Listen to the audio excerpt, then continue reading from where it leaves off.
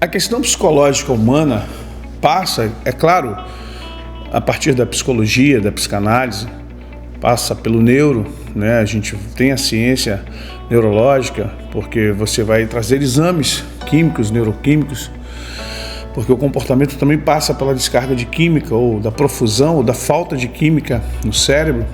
Vai a psiquiatria, que aí vem os fármacos, né?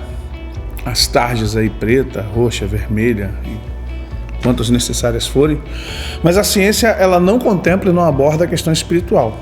E muitas vezes o profissional da ciência nem aceita as questões espirituais, quando nós somos humanos no sentido de um espírito que habita um corpo, e não um corpo que tem espírito.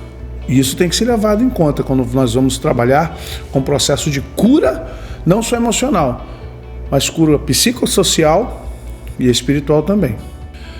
Se eu tenho alguma experiência, sim, nem tudo é demônio.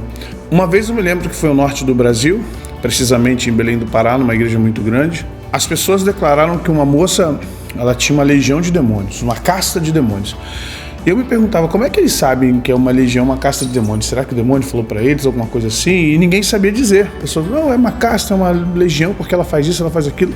E no dia fatídico que nós fizemos um seminário de libertação, me alertaram, é aquela moça ali, e acontece isso, acontece aquilo. Na verdade, há uma impregnação de pré-informações, e a gente chega meio que com preconceito, já chegamos pré-informados, né? E quando eu cheguei ali, a primeira coisa que eu procurei analisar é o comportamento dela. Aparentemente, no primeiro momento, normal. E quando começamos a ministração, ela começou a manifestar fenômenos no corpo, não manifestar demônios. E quando eu cheguei perto para poder ministrar sobre ela e orar, e eu comecei a, já pré-informado de que era demônio, já quis, né, fazer o processo no sentido de expulsar demônios. Geralmente, a maioria das vezes é isso. Foi quando o Espírito Santo me advertiu e disse, não é demônio. O problema dela é emocional.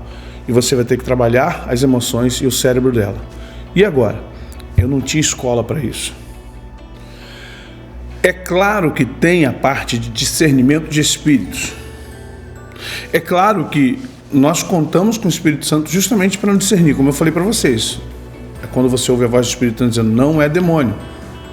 Mas o problema é, o que Deus vai me revelar de um cérebro, o que Deus vai me revelar de emoções, do histórico, do mapeamento. A gente faz mapeamento espiritual, eu sei, mas como dar um comando no cérebro de alguém? Como você desvincular demônios, experiências, emoções do princípio orgânico de um ser humano? Tem que ter uma expertise, tem que ter uma escola. E daí para cá, então, da primeira para a segunda década, eu comecei a me aprofundar sobre justamente causas e efeitos espirituais sobre o cérebro, danos colaterais causados no cérebro e como nós criamos esse sistema de reciclagem espiritual, orgânico, químico, espiritual, orgânico, químico, até que se consolide numa simbiose, que aí só Jesus ou com muita autoridade que nós tiramos isso. Mas via de regra, o ser humano ele está entre essas duas situações, o espiritual e o emocional. E aí entra o químico. E se você não souber trabalhar essa triangulação químico, emocional e espiritual, você não liberta ninguém de forma correta. Não há uma libertação correta. Simplesmente há manifestações e as pessoas depois disso tudo não são libertas. O que Jesus fala para os discípulos é: conhecereis a verdade e a verdade vos libertará. Infelizmente, por uma questão política, o contexto foi lançado para outro lado, né? E acabou que se esvaziou muito esse contexto.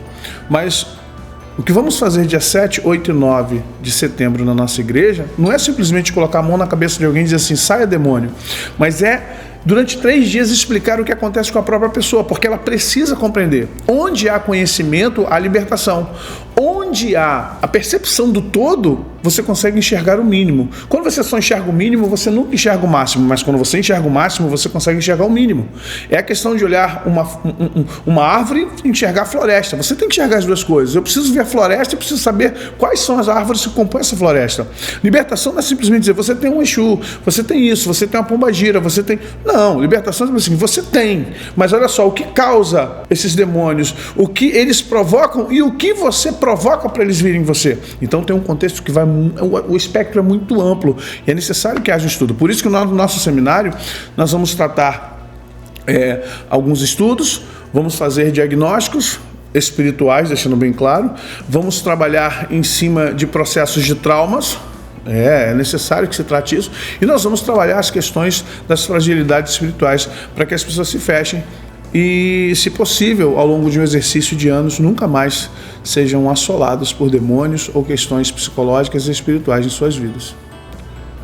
Dias 7, 8 e 9 de setembro, dia todo, manhã, tarde e noite, você não pode perder.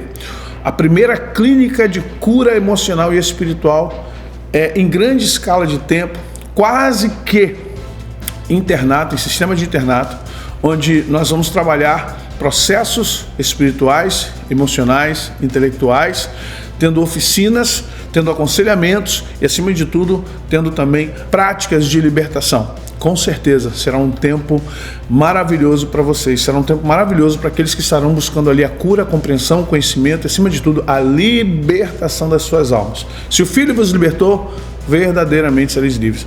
Vem estar conosco aqui no Rio de Janeiro, 7, 8 e 9 de setembro. Faça sua inscrição aqui no número que está embaixo e obtenha maiores informações. Até lá, Deus abençoe vocês.